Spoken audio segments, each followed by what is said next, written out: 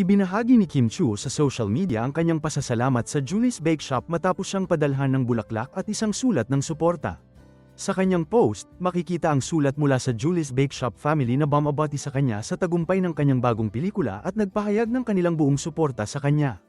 Binanggit din sa sulat ang isang insidente sa Mindanao, kung saan mariing kinundi na ito ng kumpanya at tiniyak na may ginagawa silang aksyon upang matugunan ang isyu.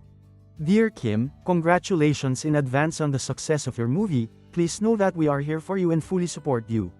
We do not condone the recent incident in Mindanao, and rest assured that we have already taken the necessary steps to address the matter. Once again, thank you for being our ka-freshness, love, Julie's family. Mababasa sa sulat na pinadala ng Julie. Sa kanyang mensahe, ipinahayag ni Kim ang kanyang pagpapahalaga sa naturang gesture, na aniya ay isang magandang paraan upang simulan ang linggo. Sa litrato, makikitang hawak niya ang mga kahon ng Julie's Bake Shop, habang nakangiti at puno ng positibong enerhiya. Magugunitang, napansin ng mga netizen na sinadyang takpan ang larawan ni Kim Chu sa tarpaulin ng bake shop sa isang branch sa Davao City. Kung maaalala, humingi na ng paumanhin kay Kim Chu ang netizen matapos niyang akalain na pinaparinggan ng aktres si dating Pangulong Duterte. Kalaunan, napagtanto niyang bahagi lang pala ng script ang pahayag ni Kim at wala itong kinalaman sa dating Pangulo. Dahil dito, agad niyang binura ang kanyang post at taos-pusong humingi ng dispensa sa aktres.